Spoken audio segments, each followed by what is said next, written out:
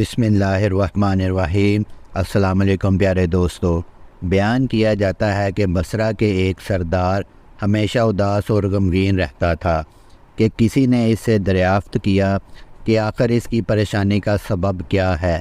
اس پر سردار نے جواب دیا کہ بات کہنے کی نہیں پر کہی جاتی ہے کہ مجھ سے ایک ولی اللہ کی خدمت میں کچھ بے ادبی ہو گئی تھی، اس لیے ڈرتا ہوں کہ قیامت کو اس کے مواخذے میں گرفتار نہ ہو جاؤں۔ نئے آنے والے لوگوں سے گزارش ہے کہ جنہوں نے ابھی تک چینل کو سبسکرائب نہیں کیا، چینل کو سبسکرائب کر لیں اور بیل نوٹیفیکیشن کو آن کر لیں تاکہ اس طرح کی انفارمیٹیو ویڈیو آپ کو بر وقت ملتی رہیں۔ واقعہ یہ پیش آیا، میں ایک مرتبہ زیارت بیت اللہ کو چلا اور سب دوست اور عزیز و اقارب رخصت کرنے آئے۔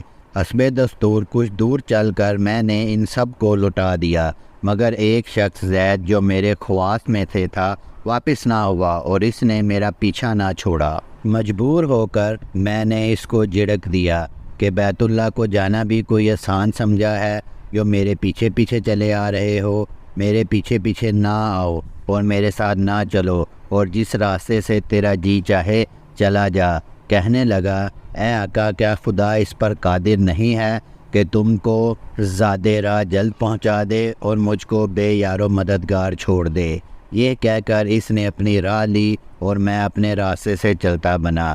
راستے بھر کہیں وہ مجھ کو نظر نہ آیا، واللہ عالم کہاں پوشیدہ ہو گیا۔ جب خدا کے فضل سے مناسک حج سے فارغ ہو کر میں مدینہ طیبہ کو چلا تو کیا دیکھتا ہوں کہ زید آ گیا اور سلام کہہ کر میرے پاس بیٹھ گیا۔ میں نے حیرت سے پوچھا کہ حج کر آیا؟ کہا ہاں۔ پھر میں نے تنزن کہا، حج کی سند بھی ملی؟ تو کہنے لگا، کیسی سند؟ وہ کس کام آتی ہے؟ میں نے کہا، حج کرنے والے کو بیت اللہ میں غیب سے چٹھی آتی ہے جس میں لکھا ہوتا ہے فلاں بن فلاں حج کو آیا تھا اور اس کا حج قبول ہو گیا۔ پھر اس سند کے ذریعے قبر اور حشر کے عذاب سے نجات ہوتی ہے۔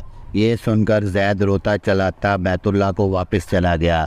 جب میں حضور اقدس صلی اللہ علیہ وآلہ وسلم کی زیارت سے فارغ ہو کر لوٹا تو کیا دیکھتا ہوں کہ زید پھر آ گیا اور پھر سلام کے بعد ایک چٹھی اس نے میرے سامنے رکھ دی جو ایک نہایت عمدہ ریشمی کپڑے میں لپٹی ہوئی تھی، جس میں زید کے بارے میں عذاب قبر اور حشر سے نجات کے لیے لکھا ہوا تھا۔ یہ دیکھ کر میرے ہوش اڑ گئے۔ پھر ذرا سکون ہونے پر میں نے معلوم کیا کہ زید، بتا تو اس کی حقیقت کیا ہے؟ آخر یہ معاملہ تیرے ساتھ کیسے پیش آیا؟ تب اس نے بتایا کہ سنو بھائی، جب میں بیت اللہ پہنچا تو کعبہ حاجیوں سے بالکل خالی تھا۔ اس وقت میں نے گر گڑا کر زاروں قطار رونا اور چلانا شروع کر دیا کہ اے مالک دو جہاں، کیا غریب گنہگار کا حج بھی قابل قبول نہیں جو مجھ کو حج کی سند نہیں ملی؟ کیا غریبوں کا کعبہ اور صاحب کعبہ اور ہے جو وہاں سے جا کر سند لاؤ؟ مجھ کو قسم ہے تیری عزت و جلال کی، جب تک چٹھی نہ پاؤں گا کعبے سے باہر نہ جاؤں گا اور روتے روتے یہی مر جاؤں گا۔ اچانک غیب سے آواز آئی کہ اے زید، نجات کی چٹھی لے اور جا اپنی راہ لے۔ پھر یہ چٹھی میرے ہاتھ میں آ گئی، اس کو لے کر میں چلا آیا۔ یہ سن کر میری حیرت کی انتہا نہ رہی کہ اللہ اکبر، اس شخص کا یہ اعلیٰ مرتبہ ہے جس سے میں آج تک واقف نہ تھا۔ پھر عزت و احترام کے ساتھ میں اسے اپنے ساتھ بصرہ لے آیا اور وہ چٹھی نہایت احترام و تعظیم کے ساتھ ایک صندوق میں بند کر دی۔ جب کبھی جی چاہتا تو انتہائی ادب و احترام سے نکال کر اس کی زیارت کر لیتا، چومتا اور آنکھوں سے لگاتا اور پھر محفوظ کر دیتا۔ اتفاقاً میں کہیں سفر میں تھا کہ میرے پیچھے زید کا وصال ہو گیا۔ جب میں واپس آیا تو اس خبر سے میرے رنج و قلق کی انتہا نہ رہی کہ افسوس میں ایسے ولی کی تدفین میں شامل نہ ہو سکا۔ پھر اچانک مجھے وہ چٹھی یاد آئی جو میرے صندوق میں محفوظ تھی۔ اب تو میں اور بھی بے تاب ہو گیا اور اپنے اوپر افسوس کرنے لگا کہ سفر کو جاتے وقت میں نے چٹھی زید کو کیوں نہ دی۔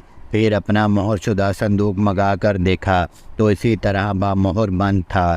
جب میں نے صندوق کھولا تو اس میں چٹھی نہ پائی۔ اب تو میرے غم و عالم کا کچھ ٹھکانہ نہ رہا اور ایک حشر کا عالم برپا ہو گیا۔ ساروں قطار رونے لگا اور روتے روتے سو گیا۔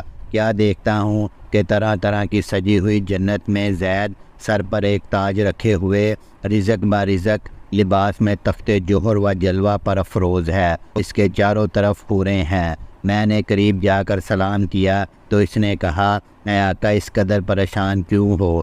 میں نے کہا مجھے یاد نہیں وہ چٹھی تو نے مجھے دی تھی۔ کہنے لگا وہ تو یہ ہے اور اسی کی بدولت یہ دولت و چشم مجھ کو حاصل ہوئی۔ اب آپ کچھ تردید نہ کیجیے، میں اپنی من مانی مراد کو پہنچ گیا۔